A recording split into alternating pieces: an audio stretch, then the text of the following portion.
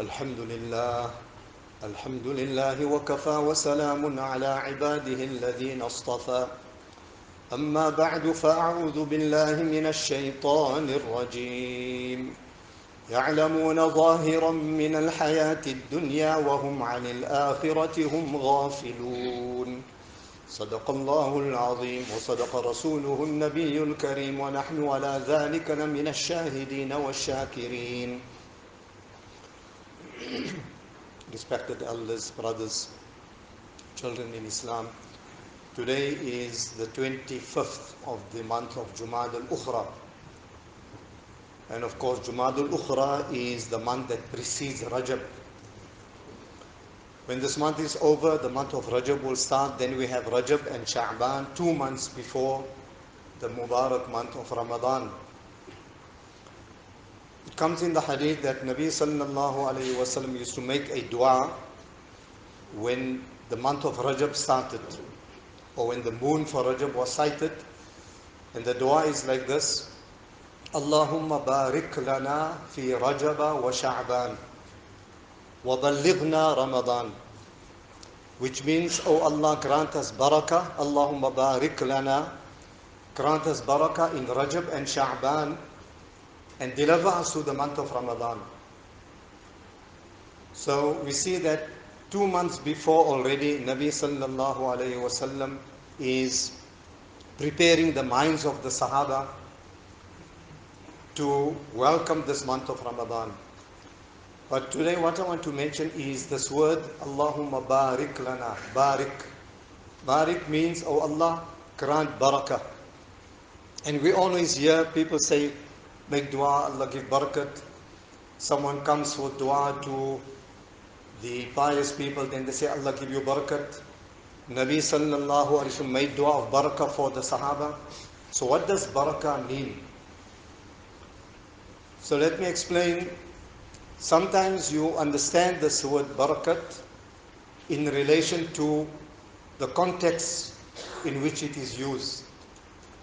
For example, a Sahabi brought his baby to Nabi sallallahu alayhi wasallam, or the child, so the Prophet of Allah alayhi salam put his hand on the head of the child and he says, Allahumma barik fi dhurriyatihi.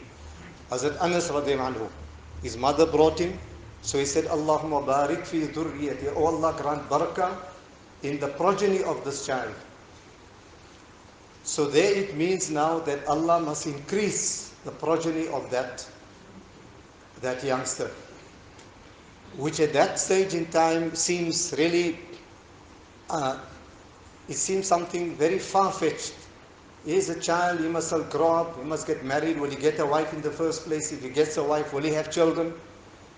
But of course the dua of Nabi sallallahu alayhi wa sallam was such that Anas ibn Malik radiyallahu anhu, who lived for over 100 years, in his lifetime he had 100 children, grandchildren and great-grandchildren. So Allah gave so much barakat in the progeny of Hazrat Anas ibn Malik radiyallahu anhu. And he started off a life of poverty in Medina. But look at the hadith kitabs, they'll tell you how much wealth Allah gave him after the demise of Nabi sallallahu alayhi wa sallam. Another meaning of barakah, which I want to explain here, is that sometimes your resources that you have are little, but Allah puts barakah, Allah blesses that to such an extent that it lasts for long and you derive a lot of benefit from it. So barakah will mean that whatever you have, whatever you possess, no matter how small and little it is, Allah gives you the benefit of that which is far greater, far more. And today in our lives, today in the whole world, I'll give 1 or 2 examples. I'll give you some examples and you can figure out the others. This is what we are lacking in our lives, is that barakah from Allah subhanahu wa ta'ala. I'm sure you will agree that today the wealth that is found in the world, worldwide, universally, never ever in history that there exists such wealth in the world today. But is there any alleviation to the poverty? Never have you ever heard of such starvation in the world either. In spite of all the wealth, you hear of families dying out of starvation. This never happened in the past. People were poor, yes, undoubtedly there was poverty, but people to die. If you go to parts of Africa, you go to some of the Far East countries, you'll find people are dying of starvation. A country that has got a lot of wealth, but one area of the country is such abject poverty that people don't have food to eat, they are dying. So why is this? There's no barakat in that wealth. Allah hasn't blessed that wealth. Nabi sallallahu alayhi wa sallam gave us an example. Last night in our talk, I mentioned this hadith. For those who weren't there, I'll just repeat it. That the Sahabi radiallahu anhu, Hakim ibn Hizam radiallahu anhu, he came to Nabi sallallahu alayhi wa sallam to ask for something. He was poor, he needed wealth, he needed some financial assistance, some food. He came to beg by Nabi sallallahu alayhi wa sallam. So the Prophet of Allah gave him once, twice. The third time, Nabi sallallahu alayhi wa sallam said to him that, "Oh Hakim, this wealth that you are asking for, if you are going to ask this wealth with greed in your heart, with greed and with the intention of accumulating that wealth, with the intention of enriching yourself, then remember, there is no barakat. Lam yubarak fihi. There won't be any barakat in that wealth. وَكَانَ كَالَّذِي يَأْكُلُ وَلَا يَشْبَعُ. Then it will be like a person who eats, but he doesn't fill his stomach. Today there is no shortage of food in the world today. There's so much food. You go to some places, they're actually throwing the food away. It is such a shame. And on the other hand, there are people that are starving. Why? Because there's no barakat. So they eat, but it doesn't fill. Just take another example. Look at the mind-boggling technology of the world today. There's so much, the inventions are actually really, as I said, it amazes, it doesn't cease to amaze a person. They say we are living in a world, a press button world. Whatever you want, you just press the button. You want to lock your car, even you want to open the windows of your car, you press the button. You can be miles away, you can operate your car through your phone. So there's so much conveniences. Now why have the scientists and the inventors created all this technology? To make our lives more convenient, more easy. But tell me, dear brothers, honestly, have our lives really become easier? Have you really removed the stress from our lives? In actual fact, the stress has only increased because there is no barakah in these things. All these modern inventions, people, of course, if you have the money, you will buy, you will equip your house with all these millions of rands of inventions, but it's not going to bring you peace of mind. A person lives in a house which is fortified to the extent that you can imagine. But when he goes to bed at night, he's worried. Who's going to break in? What's going to happen to my wealth? Who's going to come and rob me? Some people have to take sleeping tablets. They can't sleep in spite of all the wealth that they have. Reason again, they are lacking that barakah in that wealth.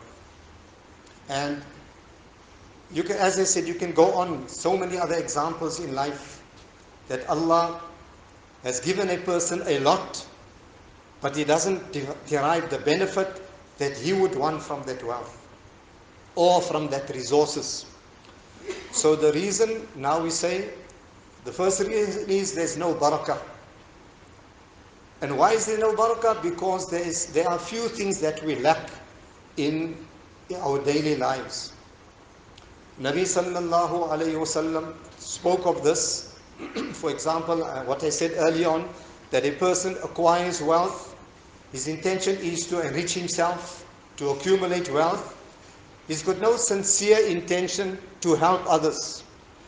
If you look at the lives of the Sahaba, and I'm mentioning this for a particular reason, I'll tell you now why. Look at the lives of the Sahaba. In spite of their poverty, there was so much barakah in the things that Allah granted them in Medina, simply because there was one thing in their lives, the quality of generosity. They were generous. They were prepared to, a person would not suffice with having something for himself, he'll rather share it with another person. When the Muhajirin came from Makkah to Medina, can you imagine? This is unparalleled in the annals of history, that a man was prepared to share half of his wealth with those that came, with the Muhajirin that came from Makkah. Half of his wealth.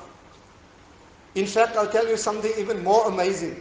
He was even prepared to share half of his wives. If he has 2 wives, he says, I'll divorce one and you can marry her. Let the pass her iddat, and here you got a wife. You don't need to run around looking for a wife. Here you got a wife for yourself. That was the open-heartedness of the Sahaba. And for this reason, Allah filled their lives with all this barakah. But at the same time, remember what I said just now? Nabi sallallahu alaihi wasallam warned Hazrat Hakim ibn Hizam that you mustn't take this wealth with the intention of greed, with greed and enriching yourself. So the Sahaba Kiram, the Muhajirin, when they came to Medina, the Ansar were the Sahaba living in Medina. They owned farms. They were farmers, date farmers. So what they said, some of them never had any capital wealth. Whatever they had was in the farms. They would work, harvest, sell, and that's how they lived. So they told Nabi sallallahu alaihi wasallam, the Ansar, they said, Ya Rasulullah, what we will do, this farm we got here, we will give half to the Ansar, to the Muhajirin. We will give half to the Muhajirin. Or that's one option. The other option is, we will work the farms, we will work the lands. Whatever we earn, we'll share it with the Muhajirin. So there's no work for them. In return, how did the Muhajirin respond? They said, Ya Rasulullah, we don't want this. We want nothing for free. We don't expect free things. We want to work for our earning, for our living. So what we will do, we can come to an agreement. And this was such a remarkable gesture that it became a mas'ala in the fiqh kitabs, and you read it in all the fiqh kitabs. They say, we'll share the farm like this. We will work that land. We don't own the farms. The farm belongs to the Ansar. So we own nothing. We will work on that farms, and we will then give a share to the Ansar. Because their favor to us is by giving us the land. If they never gave us the land, what do we work? Where are we going to buy? We got no money to buy land. So they gave us the land for free. So we work it, we look after that land. Whatever we earn, we then share it with the Ansar. As I said, this becomes a masala in the fiqh kitabs. You see a masala called muzara'a, also known in the hadith as mukhadara. It's sharing a farm where one person works and he pays a part of that profit or that yield of the crops to the owner of the land. There are many masail related to that. But this was the taqwa of the Sahaba. So if we want to get barakah back into our lives, firstly we need the taqwa. We need to remove from our hearts the love for dunya. Then there's one more thing, very vital, a vital component in our deen. The only way, and listen to me dear brothers, the only way we're going to get that barakah back into our lives, into our wealth, our houses. A person got a big house, but it's not enough for him to live in.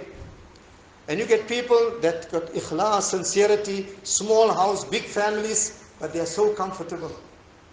So the only way is we need to go back to the basics.